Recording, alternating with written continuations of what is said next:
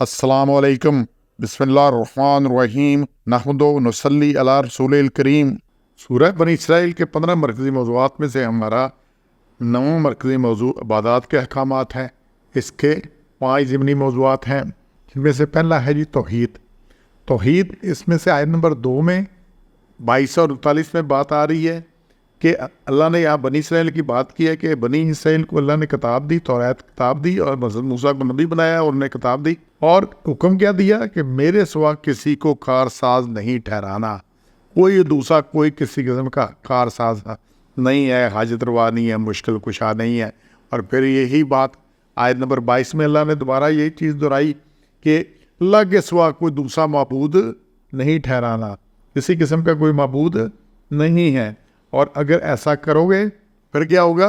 پھر اللہ نے تم مذمت کیا ہوا بے بس ہو کر رہ جائے گا، مذمومہ مغزولہ، تو پھر تم کنڈیم ہو کے اور بالکل بے بس، جن کو تم نے ٹھہرایا نا وہ کچھ نہیں کر سکیں گے تمہارا۔ اور پھر یہی آیت 39 میں یہی پھر آ رہا ہے کہ کسی اور کو معبود نہیں بنانا، نہیں تو جہنم میں ڈال دیا جائے گا ملامت زدہ، دھکیلا ہوا راندہ درگاہ کر کر۔ یہ جو ملوم اور مدبورہ یہ لفظ آ رہے ہیں نا، یہ وہی لفظ ہے جن سے شیطان کو نکالا گیا اور زمین کی طرف دھکیلا گیا اور راندہ درگاہ کر دیا گیا، اور اس کا فیصلہ کر دیا گیا کہ جہنم رسید اس نے ہونا ہے۔ تو توحید جو ہے یہ قرآن مجید کا بنیادی موضوع ہے۔ قرآن کے 3 موضوع ہیں جس پہ قرآن نے بات کی ہے، یہ بار بار بات آ رہی ہے، ریپیٹیشن ہو رہی ہوگی، آپ بھی سمجھ رہے ہوں گے، لیکن اللہ تعالیٰ کا زور ہی اس چیز پر ہے، توحید پر۔ 3 موضوع ہیں قرآن نے بنیادی طور پہ: توحید، رسالت، آخرت۔ اچھا، رسالت کس لیے؟ توحید بتانے کے لیے۔ تو آخرت کس لیے؟ آخرت اس لیے کہ جو توحید پہ کھڑے ہوں گے انہیں انعام ملے گا، انہیں جنت ملے گی، جو نہیں کھڑے ہوں گے انہیں دوزخ میں جائیں گے۔ تو توحید کا سمجھتے ہیں ہم سارے موحد ہیں، توحید پر ہے، لیکن اللہ تعالیٰ کو یہ چیز، اس میں کسی قسم کا کوئی شک و شبہ، کوئی چیز دوسری نہیں ہے۔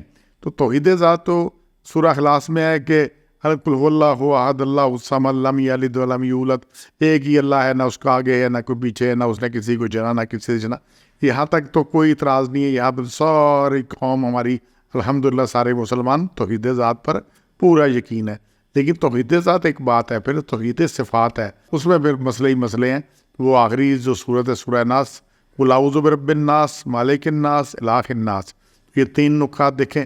قل اعوذ برب الناس رب ہے لوگوں کا، مالک الناس بادشاہ ہے لوگوں کا، الہ الناس معبود ہے لوگوں کا۔ یہ 3 چیزیں اللہ نے علیحدہ علیحدہ گنوائی ہیں۔ تو رب جو پالتا ہے، جو پیدا کرتا ہے، جو کھلاتا ہے، پلاتا ہے، یہ سب پھر بھی یہی مانتے ہیں کہ رب ہے۔ اب مسئلہ وہاں آ گیا تھا مالک الناس، تو مالک ہے، بادشاہ ہے، حکم دینے والا ہے۔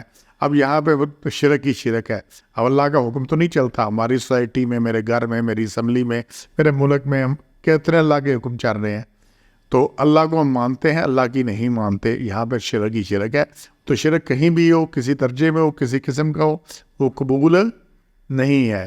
تو پھر تیسرا جو ہے اس میں الہ الناس کے الہ ہے، وہ الہ اسی کی طرف ہم نے عبادت کرنی ہے، اسی سے نظر نیاز ہے، اسی سے فریاد ہے، اسی سے استغاثہ ہے، اسی سے سب کچھ ہے۔ اس کے علاوہ اگر کسی اور سے کریں گے تو پھر وہ اس کو ہم نے الہ بنا لیا۔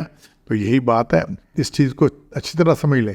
اور پھر یہ 3 موضوعات میں بھی بنیادی طور پہ قرآن میں ایک ہی موضوع ہے، وہ کیا ہے؟ توحید ہے۔ کیونکہ رسالت بھی اس لیے توحید بتانے کے لیے تھا، رسالت کے، اور پھر قیامت کس لیے؟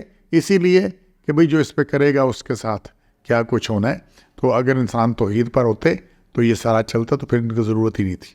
دوسرا نقطہ ہے عبادت۔ اللہ تعالیٰ کے سوا کسی کی عبادت مت کرو، 23 میں۔ اور اسی سلسلے میں یہ ہے کہ اللہ نے توحید کا اعلان اور شرک سے بچنے کا فیصلہ آدم علیہ السلام کی پشت سے پیدا کر کے جتنے بھی پیدا ہونے تھے تمام روحوں سے عہد الست لے کر دیا تھا۔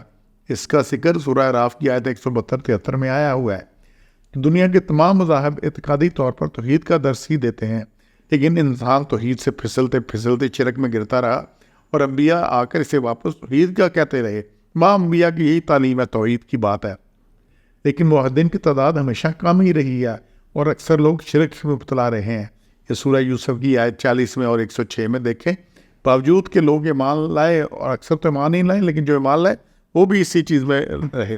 اور سورہ یوسف کی آیت 40 میں یہی بات آ رہی ہے کہ وہ نہیں پوچھتے۔ حضرت یوسف نے جو قید خانے کے ساتھیوں سے ان سے بات کی، یہ جو انہوں نے اپنے خدا بنا رکھے ہیں، وہ خود ہی نام رکھ لیے ہیں ان کے باپ دادا نے، جس کی کوئی سند نہیں ہے تو ایک ہی اللہ کو پوجنا، اس کے علاوہ کچھ نہیں. اور پھر یہی آگے 106 میں بات آ رہی ہے. تو عبادت صرف اللہ کی ہے. تو ہم نے انشاءاللہ توحید پہ سارا زور ہے، اور توحید یہی ہے کہ اللہ ہے، دیکھ رہا ہے اور لکھ رہا ہے، سارے حساب کتاب ہے، فرشتے اس کے کر رہے ہیں، اور اس کا حساب کتاب ہونا ہے. میری پیشی ہے اور پھر جزا سزا اس کے ساتھ ہے. خالی یہ نہیں میں نے مان لیا ہے، مان کے ہم نے عمل کرنا ہے، اور پھر میری پیشی ہے، اور پھر جزا سزا ہونی ہے. جب تک مجھے جزا نہیں مل جاتی، میں سزا سے نہیں بچ جاتا، تب تک توحید مکمل نہیں ہوتی. سبحان ربک رب العزت عما یصفون وسلام علی المرسلین والحمد للہ رب العالمین.